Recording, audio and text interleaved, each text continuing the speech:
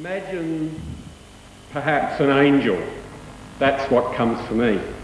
My first experience of knowing Elvie Bailey, perhaps what comes to mind for me is an angel. We were on a four-wheel drive trip in the northern part of the country late last year. In Cape York, my wife fell off a horse, broke 3 ribs, punctured a lung, and ceremoniously or unceremoniously dumped us in Cooktown in the hands of a wonderful set of doctors and nurses who proceeded to repair him and put it back together again. And at the time I was reading Elvie's book, and that book is Messages from My Dearest Friends. And I got to the last 3 pages and realised that she lived in Toowoomba and that I might just get to see her on the way home. And subsequent to that we did get to see her, and she very kindly gave my wife a wonderful healing. So you can understand the metaphor that I might have as an angel. Perhaps you could share that with me. Because Toowoomba is where Elvie's home is with her family. She heard about Swami 14 years ago and has been a devotee for 12 years. At the time she believed in Jesus, but not in miracles, until she visited the Philippines and saw healings take place. And she mentions those experiences in her book. It's available at the bookshop. No doubt she'll talk about them. She's now devoted to Sai Jesus, which of course, as we know, is Jesus in a different form. Elvie kept a journal of these psychic experiences which led to the book, and Swami, of course, eventually asked her, or told her, I think, to publish it. So she's here today to share her experiences with the presentation, Take Heart, Slow Learners Like Me. Please put your hands together for Elvie Bailey. Thank you.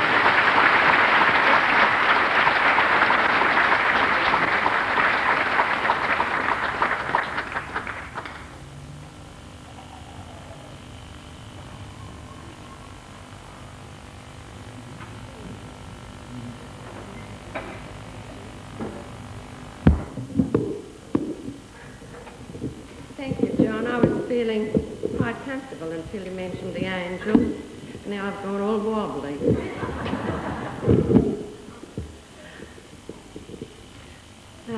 Well, as you would have noted by your program, I've called my talk Take Heart, Slow Learners, because I'm definitely a very slow learner, especially when it comes to anything spiritual. And when I first heard that, well, first had the request that I might like to participate in this conference, I was reading the mail in my daughter's kitchen. As I opened it, I let out a yell and I said, "Oh no, no!" And she said, "What's the bad news?" And I said, "Read this." And she said, oh yes, of course you've got to do it. She said, "That's why Swami got us involved in public speaking classes last year." Well, within a minute and a half I'd agreed I would come. But I must share with you how I came to do this, how I did the public speaking. You'll see I'm a slow learner now when you hear how this public speech goes. But I had begun my second book, and I was using an old typewriter which broke down at the same time as we saw that there was an advertisement TAFE College was giving public speaking classes. So we decided on this particular day we'd take the typewriter up and enroll at the same time. Well, both items cost $50, and that seemed a lot, $100 out of my meagre income. So I paid for the typewriter first, then went to the TAFE and paid the $50.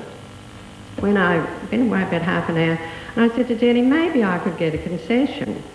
So we traipsed back again, and I presented my receipt. And the girl at the office just turned to the computer and touched a few buttons and came back with a big smile, and she said, "Well, congratulations, Mrs. Bailey. You've just become one of the 5 lucky people who get a complete refund. You're going to be choose any course you like." So I said, "Oh, thank you, God." So that's how I began.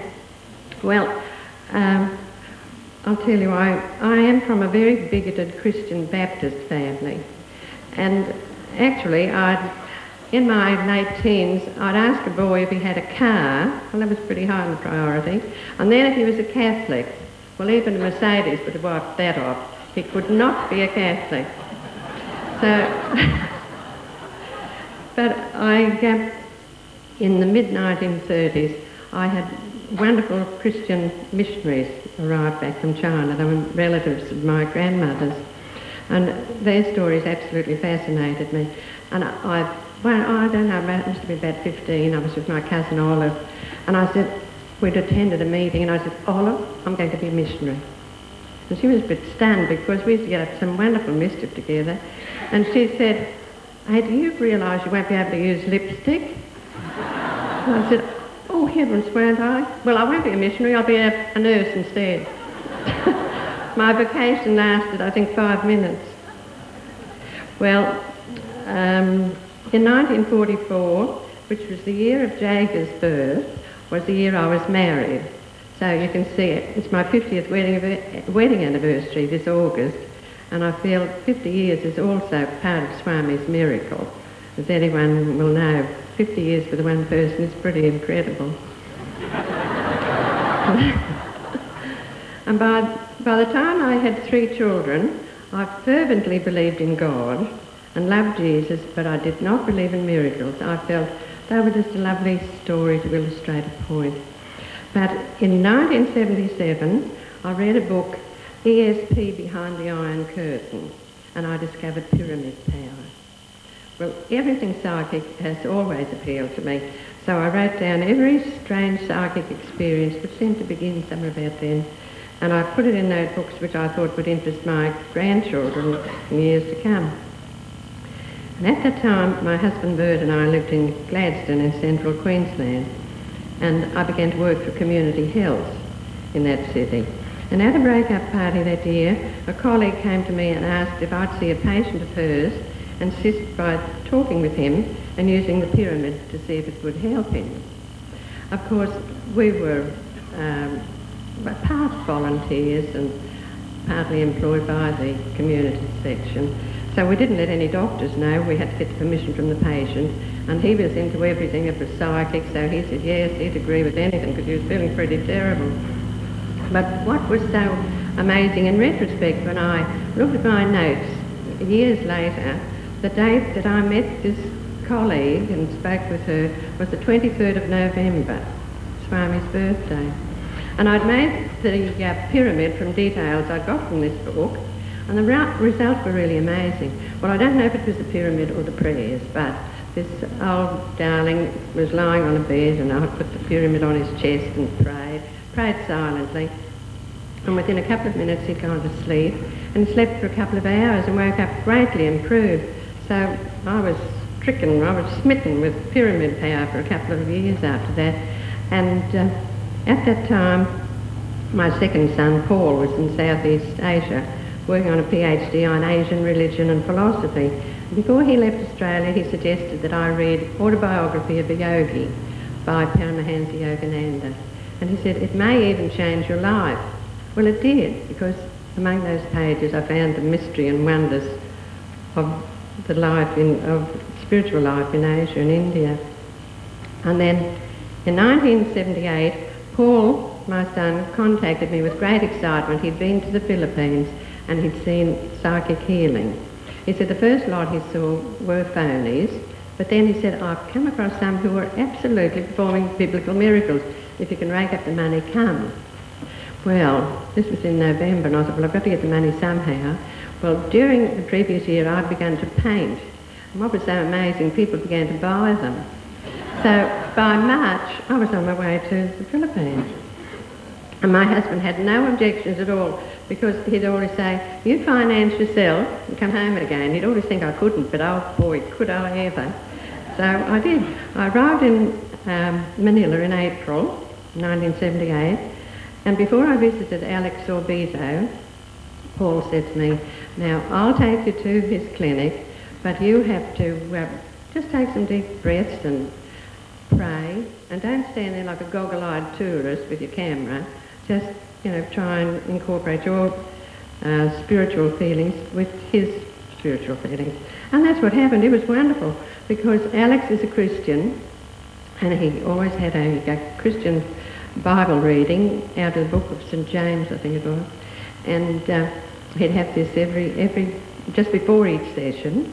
and he had 5 assistants who would just contribute their vibration, they'd pray, and he put his hand over the patient, and then, wow, it was absolutely mind-blowing. He put his hands down, and the right hand was the positive and the left was the negative, so they informed me later.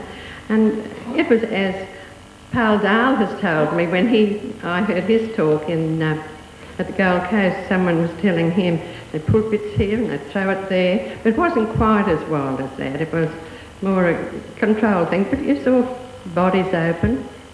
I was able to take photographs, and I thought, well, you can't hypnotise a camera, and there was the evidence when I got home. So it really was a mind-boggling experience, because I felt that this Christian man was performing miracles, as he said, through the power of the Holy Spirit. And if they were happening then, they would have been happening 2,000 years ago. So within 4 weeks, I believed in miracles. And there'd always been miracles. 2,000 years ago, 4,000 years ago, we've just left them, lost them. And the day I was leaving, Alex told me I'd be back again, and I was not so sure. I said, well, no, I'll never get the money. And he said, are you not aware that you've been touched by the Holy Spirit? And I thought, well, I know I pray, but I just wouldn't be so presumptuous to think the Holy Spirit had touched me.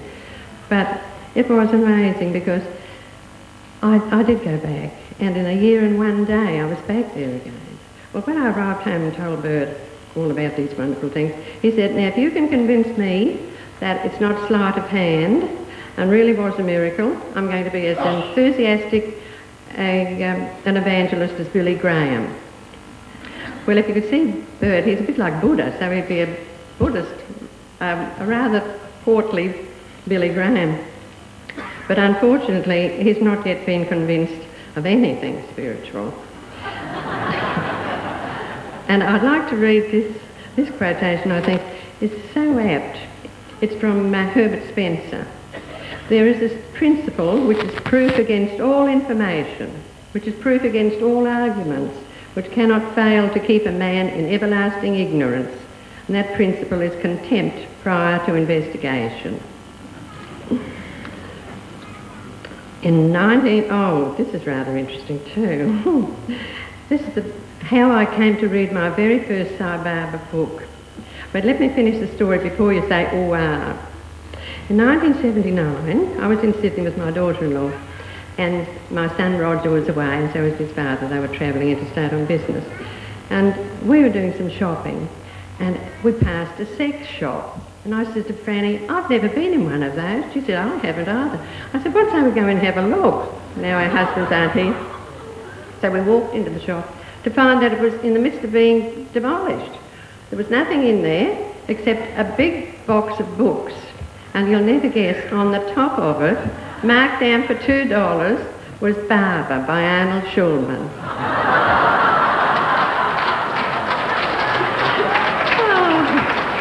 And what makes it even a greater coincidence with Phyllis Crystal, Phyllis's first book was Baba by Arnold Schulman, but she got hers by far more courteous, refined means, I'm sure.